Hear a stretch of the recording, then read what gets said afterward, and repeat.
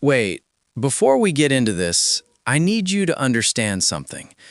What's happening right now is not small. It's not isolated, and it's definitely not going away. And for the first time, people are no longer staying quiet. Hey guys, welcome back to my channel. I have to say this, because this time it really does feel different. When it comes to the Duggars, something has shifted. More people are stepping up, more voices are getting louder, more people are calling things out, and more people are finally coming forward. And honestly, that's a good thing. Because for a long time, it felt like only a handful of people were trying to expose what was going on behind the scenes. I know I wasn't the only one, but it definitely felt like that sometimes, like being stuck on an island by yourself, trying to get others to speak up and no one wanting to. So to now see people finally coming forward, it's overwhelming, but in a good way. Because the reality is, the Duggars have crossed a line that people are no longer willing to ignore. And this didn't just happen overnight. This is a pattern, a repeated cycle involving different families, different people, and a lot of lives that have been deeply affected, even destroyed. At some point, enough is enough. And what Joseph did cannot be explained away. There is no excuse, there is no justification. This is not curiosity. This is not confusion. You cannot sit there and say that a 25 or 26-year-old man didn't understand what he was doing or didn't know right from wrong, because he did. He knew exactly what he was doing. And the fact that this went on for an extended period of time during a vacation makes that even clearer. This wasn't a one-time mistake. And what that means is that for the victim, this is only the beginning of a very long road ahead. Recovery doesn't happen overnight. And at the same time, we're seeing something else play out. Something that seems to follow a very familiar pattern with this family: retaliation. Because that's exactly what it looks like. I personally saw just how far that goes when I found out that the Caldwells had been reported to DCFS. Yes, the Caldwells. And let's look at the timing. This happened after their utilities were shut off, after attempts were made to push them out of their home, after messages were being sent telling them to leave immediately, after ongoing tension and behavior that can only be described as hostile, and even after their home was broken into, forcing them to change their locks. So after all of that, after they started rebuilding, after they raised funds, after they began putting together a plan to move forward, suddenly a report is made. That doesn't feel random. That feels targeted. Now, I mentioned recently that someone stepped in to help them, and that person is Amy Paul. She's connected to another case involving Carver Bowers, who is facing serious charges in Alabama. From what's known, he attempted to argue that he was too young to be fully responsible, and that argument didn't hold up in court. Amy played a major role in that case, helping gather information and push things forward, which is not easy, especially when local departments are overwhelmed and under-resourced. So when she saw what was happening with the Caldwells, she stepped in again. And after everything unfolded, she shared a public message explaining why. She talked about seeing a family in crisis, about the responsibility to step in when there's a need, and about being shocked at the lack of support being shown to them. She described a situation where a family had to make an incredibly difficult decision, turning someone in, and instead of support, they were met with pressure, eviction, and basic utilities being shut off, all while children were living in that home. And then, while she was physically there helping, authorities showed up due to a report of abuse, a report that didn't hold up. And naturally, the question becomes, who made that call? Because while that information is kept confidential, reports like that don't just come from nowhere. And when you look at everything surrounding it, the timing, the context, it starts to paint a picture.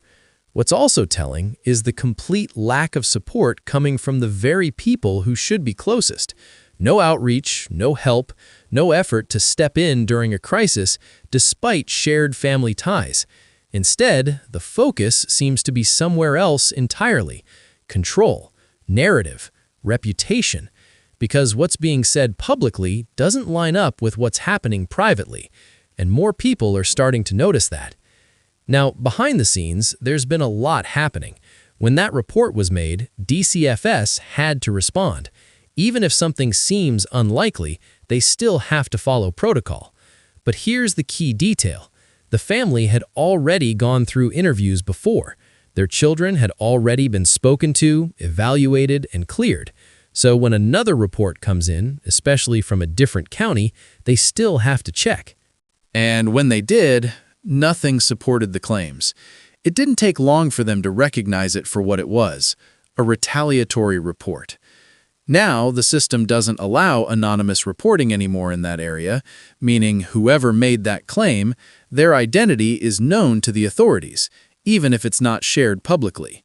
And that alone says a lot, because false reports like that, especially involving children, are serious. Meanwhile, the bigger picture continues to unfold. More people are talking.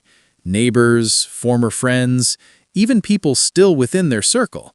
This isn't contained anymore, and the stories coming out paint a concerning image.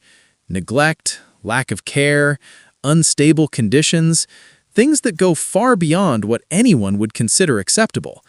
And when you look at it closely, it's not just one person involved. Situations like that don't happen in isolation. They build over time, and they involve multiple layers. Now, when it comes to Kendra, her actions right now are raising a lot of questions. Because if someone is trying to regain custody, if they truly want their children back, their actions usually reflect that. Separation, cooperation, taking steps towards stability. But that's not what we're seeing. And that's making decisions easier for authorities, because their priority is safety. If there's any risk, they will act accordingly. And in cases involving children, things move carefully, not instantly. There's structure, evaluation, therapy, time. Because many children in these situations don't even realize that what they experienced wasn't normal. That understanding comes later. Now, there's also growing concern that what's already known might not be the full picture.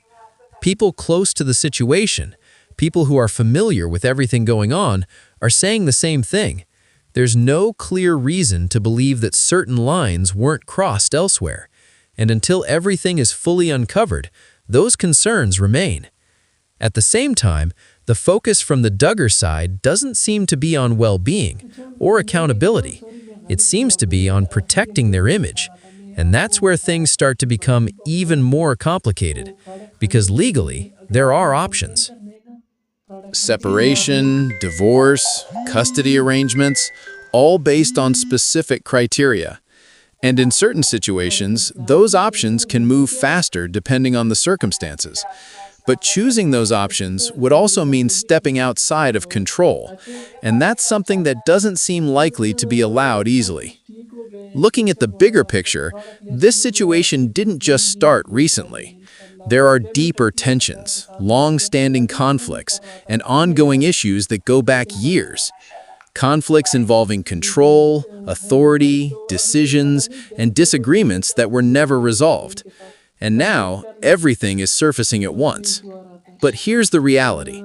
No matter what side someone is on, no matter what beliefs are involved, when someone starts to question things, when they begin to step back and see things differently, that's where change begins. And sometimes, the best thing that can happen is distance. Distance from unhealthy environments, from control, from patterns that keep repeating. Because at the end of the day, the priority should be the children, their safety, their stability, their future. And right now, everything points to the fact that being away from that environment may be what's best for them. Because neglect, especially long-term, doesn't fix itself overnight. And emotional disconnection isn't something that just disappears instantly.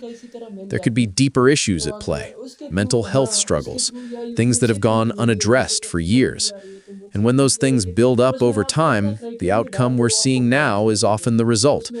Years, even decades of unresolved issues finally reaching a breaking point. And in the middle of all of this, there are still people trying to hold everything together, and others trying to control how the story is told. But the truth is, that's becoming harder and harder to do, because too many people are speaking now. Too many voices, too many perspectives, too many pieces coming together. And this isn't something that can be contained anymore. So that's where things stand right now. And as more information comes out, I'll keep you updated. If you made it this far, make sure to hit that like button, drop your thoughts in the comments, and don't forget to subscribe and turn on notifications so you don't miss what comes next. Thanks for watching, and I'll see you in the next one.